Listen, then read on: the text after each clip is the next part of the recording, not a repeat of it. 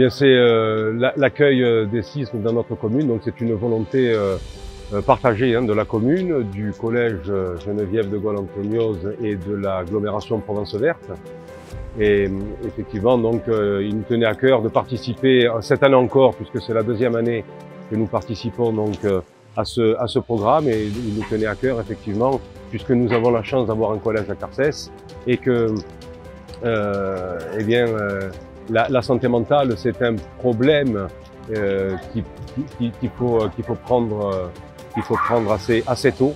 Nous avons la chance d'avoir le collège à Carcès et effectivement, c'est une bonne occasion pour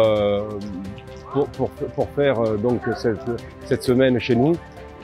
Nous avons tout un tas d'activités ici qui nous permettent de rediriger un petit peu les enfants et de leur montrer un peu autre chose que ce qu'ils ont l'habitude de voir, de leur faire découvrir aussi les différents handicaps qui peuvent affecter certains d'entre eux. Ça leur apprend aussi que, bien par rapport à ça, il y a des gens qui sont différents. On connaît une morosité ambiante dans notre pays, donc tout le monde est touché. Et ces journées-là, je pense qu'elles permettent aussi à tous les enfants, même les plus jeunes, de prendre conscience qu'il y a des différences. Tout le monde n'est pas né sous une bonne étoile. Et par rapport également au problème de harcèlement, eh bien, moi je pense que ça ouvre aussi la porte à une prise de conscience sur la bienveillance que doivent avoir les élèves entre eux. Et généralement, quand je leur fais le petit discours de rentrée au mois de septembre, j'ai toujours un mot là-dessus.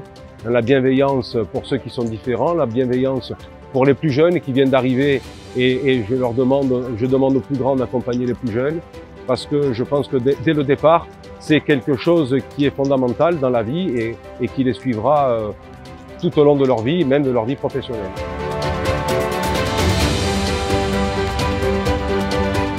Moi d'abord je suis ravie que ça a été organisé à Carcès avec le partenariat bien évidemment avec l'organisation de l'agglomération Provence Verte et le CISM et ainsi que la municipalité de Carcès.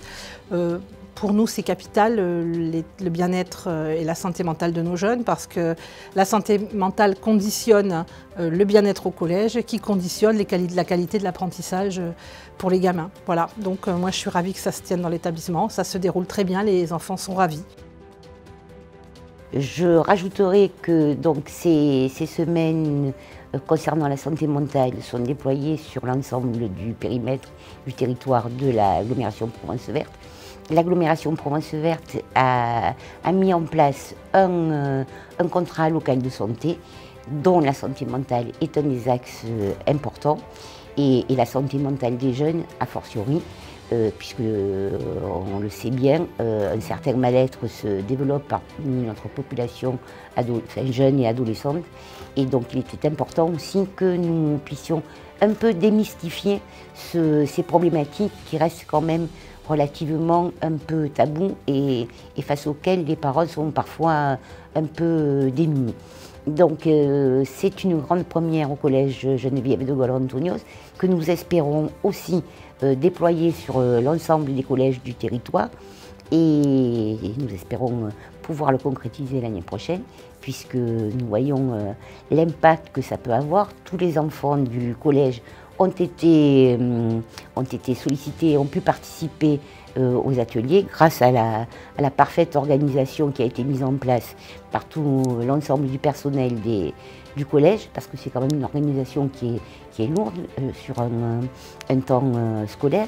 Et puis aussi, nous nous félicitons du partenariat de différentes associations qui se sont impliquées, notamment le CODES qui est un des partenaires, on va dire, majeurs, mais aussi l'UFOLEP au travers de la maison Sport Santé, et puis toutes les associations qui œuvrent sur le territoire et qui sont impliquées dans l'accompagnement des jeunes.